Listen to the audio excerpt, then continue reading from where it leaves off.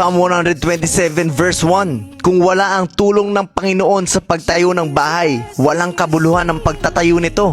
Kung wala ang pag-iingat ng Panginoon sa bayan, walang kabuluhan ang pagbabantay dito. Ibig sabihin, kahit anong gawin natin, kahit anong effort natin, kahit galingan mo pa, ay baliwala lahat kung hindi kasama ang Panginoon. Paanong baliwala, Coach Mav? Yumaman nga ako, naging ganyan ako, naging ganito ako. Hindi naman ako nagsisimba, hindi ako nagbabasa ng Word of God, hindi nga ako nagdadasal. Paano mo nasabing baliwala? Naging maunlad ng buhay ko dahil sa diskarte ko. Oo, maaaring ngayon hindi mo pa nakikita yung consequence, pero panandalian lang yan. Walang tunay na kaligayahan, kagalakan at kapayapaan ang matatagpuan. Meron ngang naipupundar, pero sa makamundong paraan. Kaya parang laging naghahabol, laging hinihingal, laging parang walang katapusan. Para mong hinahabol ang hangin. Akala mo may naiipon ka, pero pagdating mo pala sa dulo, ay dead end. Then saka mo lang marirealize paikot-ikot ka lang pala. Wala pala talagang napuntahan, wala pala talagang direksyon. Sabi sa binasa natin, kung wala ang Diyos, lahat ng yun ay baliwala. Dahil pag totoong galing sa Panginoon, mapayapa ang buhay mo.